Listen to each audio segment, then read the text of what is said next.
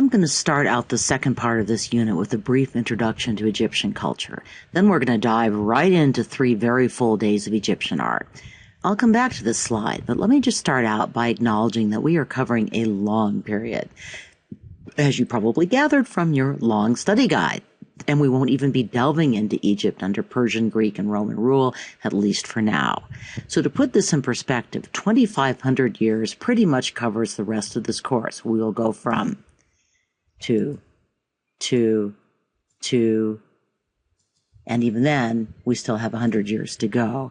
Meanwhile, when we get to Egypt, we go from here, in fact, we go earlier, if you have the palette of Narmer, to here, to here, to here. So, back to our slide. This doesn't mean that Egypt was static at that time. We'll talk about some changes in Egyptian culture. Also, Egypt, as you can see from this timeline, alternated between periods of stable, centralized kingly rule and periodic disruptive invasions. So, which dates do you need to keep straight? Well, I wish I could say none, but that's not going to be true. So let's try to keep it simple. Think of the Old Kingdom as the 2000s BCE.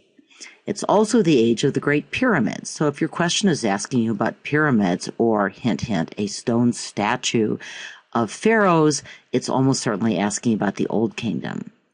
Indeed, pyramids probably brought the Old Kingdom down. Here's my candidate for an AP question that will probably never get asked. Not how did art reflect culture or support culture, but how did art destroy culture? Contrary to myth, slaves did not build the pyramids. They were huge public works projects, and they cost a whole lot. So increasingly, pharaohs had to rely on regional governors called nomarchs to assemble the workforce, and eventually central control broke down. Note that the Middle Kingdom didn't have pyramids. It was a time of major military expansion and had splendid fortifications, but we're not going to study these. In fact, you're not going to encounter any images from the Middle Kingdom at all. So that's 500 years we don't have to worry about. The New Kingdom is the golden age of Ramses and other pharaohs you've probably heard of by name. Its most characteristic architecture was the temple. So if it's a temple or work in a temple, it's probably New Kingdom. Oops. Sorry, I've gotten my slides messed up for a second there. Here we go. So leaving aside pyramids versus temples, why does Egyptian culture show such remarkable stability? The map gives a few clues. The Nile is the longest river in the world, but the Nile Valley is just a couple of miles wide on either side.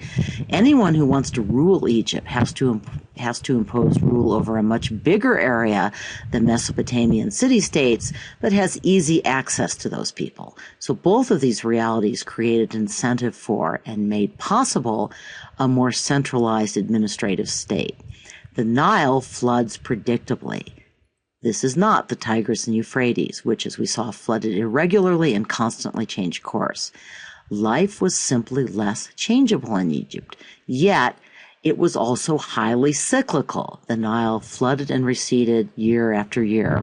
As we will see, Egyptian religion and politics worships the unchanging, the linear, history in the shape of the Nile, if you will. But Egyptians also focused on the cycle of life, death, and above all, rebirth into the afterlife. So it's hard to invade through a desert. Egypt is not as subject to invasion as Mesopotamia, although it was successfully conquered a few times. Again, this gave Egyptians and their culture a greater sense of security and longevity.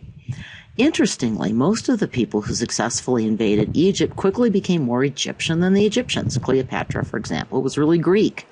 The good news is you don't have to keep a lot of non-Egyptian influences on Egyptian art straight.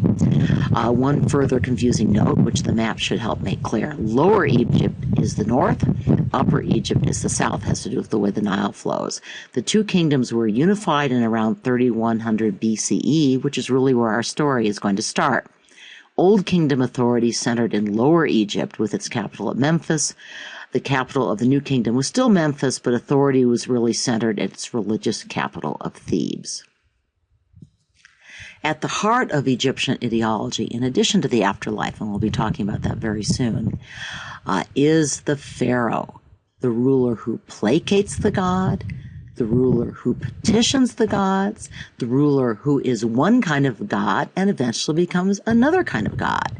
But the pharaoh cannot do whatever he wants, as we'll see when we get to a pharaoh who tried.